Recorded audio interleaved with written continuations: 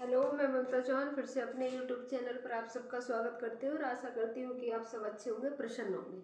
और जो भी पहली बार हो इस वीडियो पर देख रहा हो तो सब्सक्राइब, लाइक, कमेंट, शेयर।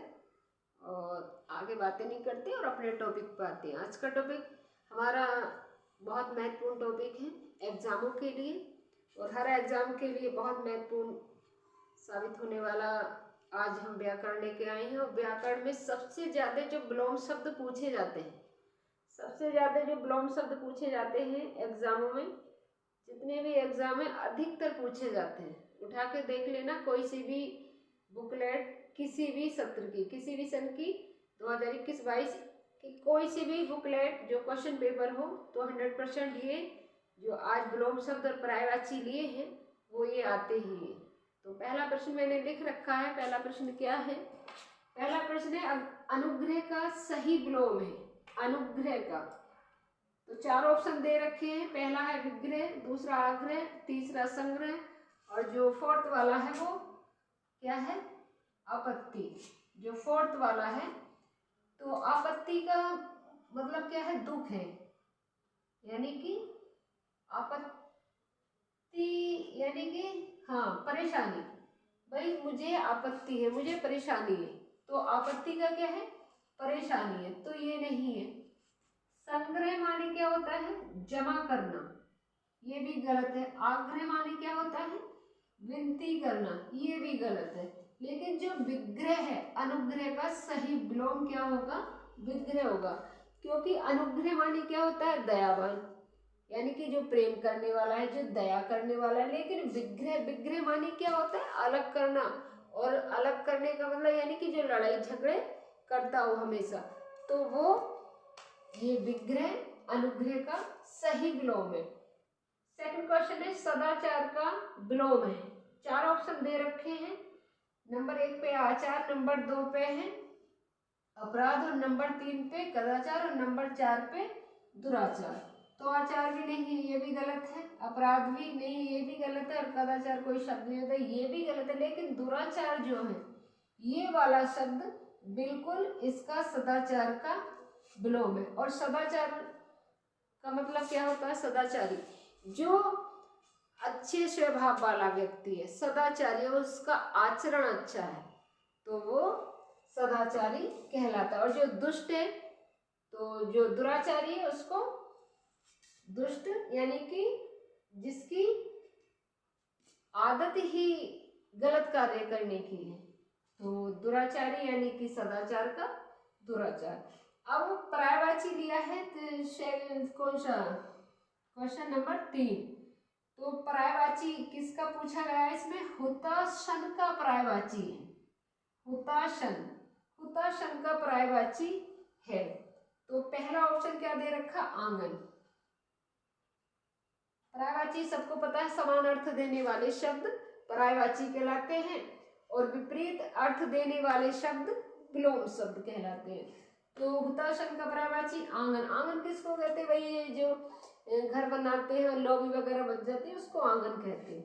निर्धन, जिसके पास धन नहीं है, गरीब, यानी कि ये भी नहीं है। अगणित, जिसकी गिनती ना की जा सके, अनगिनत, तो ये भी गलत है। लेकिन अग्नि जो है हुताशन का सही पर्यायवाची शब्द है। तो पर्यायवाची तो बहुत है, लेकिन जो कुछ पर्यायवाची ऐसे होते हैं कि वो पूछे ही जाते हैं। ठीक है, तो हुताशन का जो पर्यायवाची है अग्नि है। फोर्थ क्वेश्चन मैंने लिखा है चोर का पर्यायवाची। चोर यानी कि जो चोरी करता है उसका पर्यायवाची शब्द कौन सा है? चार दे रखा है। धूसर, धूसर माने क्या है? जो धूल में रहता है, ये गलत है, ये कट जाता है। थलचर, जो पृथ्वी पे, पृथ्वी में सभी रहते हैं, इसका कोई। जलचर, जलचर भी नहीं चोर का। लेकिन खनक जो शब्द है, खनक जो है ये चोर का पर्यायवाची शब्द है। खनक जो है ये चोर का पर्यायवाची शब्द है। और एक एक पर्यायवाची बहुत पूछे जाते हैं, जैसे क्वेश्चन नंबर कौन सा है? 5th लिखवा देती हूँ, मैंने लिखा नहीं है, कि आधुनिक का, आधुनिक का पर्याय है। पर्याय यानी समानार्थी जो शब्द होते हैं, पर्यायवाची है। ठीक है, पर्यायवाची है। कौन सा? ऑप्शन मैंने लिख दिए, जैसे समाचीन, समाचीन नंबर 1। नंबर 2 पे अर्वाचीन, अर्वाचीन। नंबर 3 पे प्राचीन, और नंबर 4 पर अवचीन। ठीक है, समाचीन। अब आधुनिक, आधुनिक क्या होता है? जो आज के युग की बातें हैं। आधुनिक आज का युग, आज का युग क्या है? नवीन है। और जो आदिकाल था वो पुराना था। ठीक है, तो आधुनिक यानी कि नवीन, नया होना चाहिए। और नए का आधुनिक का क्या होना चाहिए? तो फिर इसका पर्यायवाची शब्द, सॉरी पर्यायवाची शब्द नहीं, वैसे इसका विलोम शब्द है। ये विलोम शब्द में मैंने पर्याय लिख दिया है, क्योंकि पर्यायवाची ही आधुनिक का विलोम। ये विलोम पूछना है, क्योंकि ऑप्शन तो हमने विलोम वाले ही लिखे, विलोम है, आधुनिक का विलोम है। तो आधुनिक यानी कि नया, आज के युग का।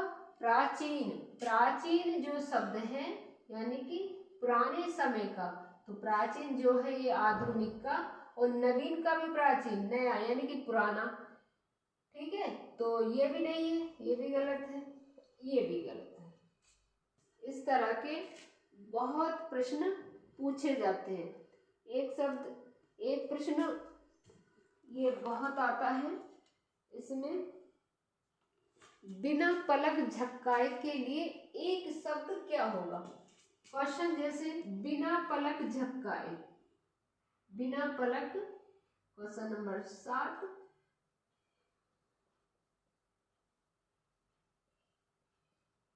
बिना पलक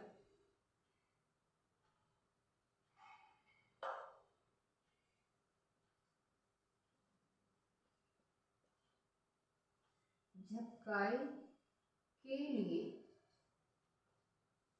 एक शब्द,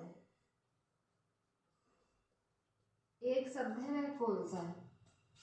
ठीक है, बिना पलक झपकाए के लिए। तो मैं ऑप्शन लिख देती हूँ, जैसे अपलक, अपलक। नंबर 2 पे लिखती हूँ चकित, और नंबर 3 पे देखते रहना, देखते रहना। ठीक है, और नंबर 4 पे है निर्मेश, निर्मेश। ठीक है, अब बताएंगे इनमें बिना पलक झपकाए के लिए एक शब्द है, तो वो शब्द कौन सा है? या अपलक है, चकित है, या देखते रहना?